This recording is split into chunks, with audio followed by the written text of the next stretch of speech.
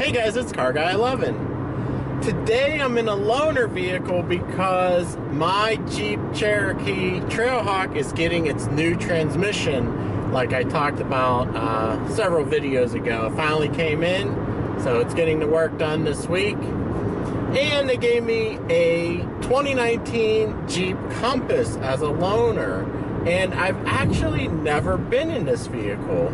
It almost looks like the Cherokee. It has very similar styling, but it's a pretty handsome vehicle, especially from the front. The rear is a little bit odd proportions, but overall it's a pretty handsome vehicle.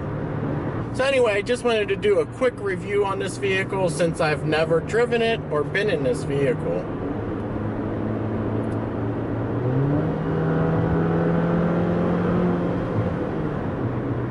It has the same 9-speed transmission as the Cherokee. Of course, made it to a different engine, but this one does seem to shift better. So hoping that the new trans in the Cherokee will improve its shifting. So this is a 4-wheel drive model. It has different modes: sand, snow, mud, and you can lock it into 4-wheel drive, which is nice. This engine is only the 4-cylinder Tiger Shark 2.4 liter, naturally aspirated. It's only 180 horsepower, 175 pound-feet of torque. So that's your limitation on the Compass. That's the only engine choice, unfortunately. So I really love the V6 in the Cherokee, the sound and power. Let's do an acceleration here.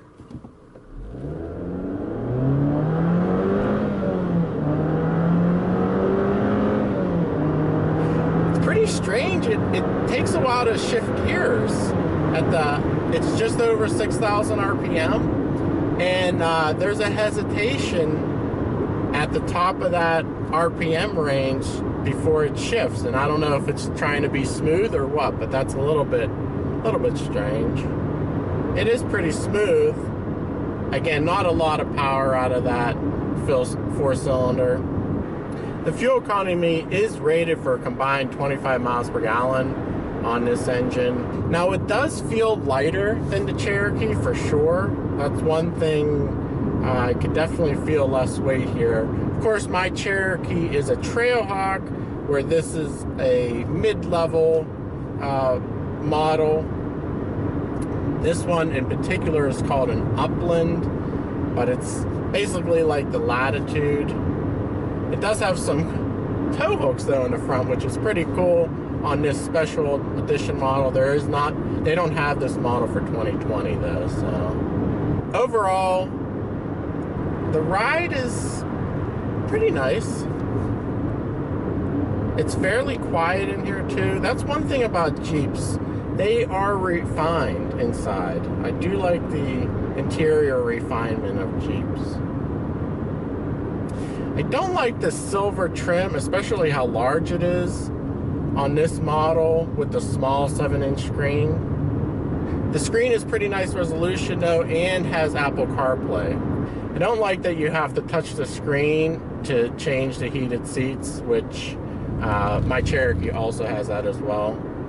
There's no buttons for the heated seats. Another great thing about Jeeps are the heated seats and steering wheel. They get so hot. The seats get nice and hot, and the whole steering wheel gets hot. Unlike the Toyota RAV4 I drove, only the sides were heated. Steering wheel's nice and beefy though. Nice leather wrapped. I do like the gauges, and it has the center digital color portion, which my Cherokee has as well, showing all the information you would want to know.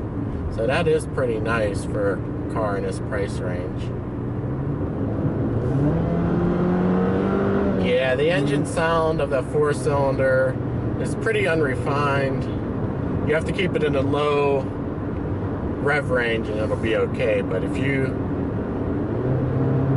downshift, it is going to get a little bit loud and coarse on you. The power is probably typical for this class.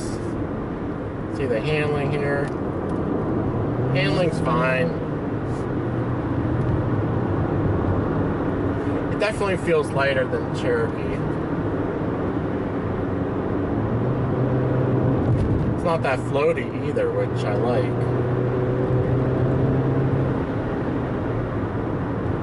Steering is kind of light. This has 225 width tires, which again is pretty typical for the class. A little bit of lean there.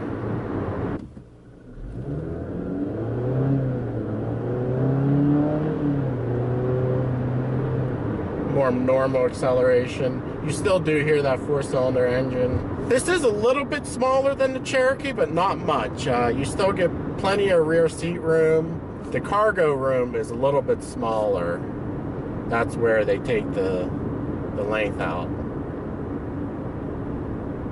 Now the pricing on this model is $29,000 sticker, and this is like a mid-level, but they do sell heavily discounted, and you could probably get it for low to mid-20s. Now for that price, it also doesn't have any of the latest safety tech features like adaptive cruise control, blind spot warning, frontal collision warning, etc. Personally, for me, I think if you're interested in a Jeep, I would lean towards the Cherokee for not a lot more money. And you can get the Cherokee with this base 4-cylinder. It's a little bit more refined, the Cherokee, and it's a little bigger. It feels like a heavier, more refined vehicle.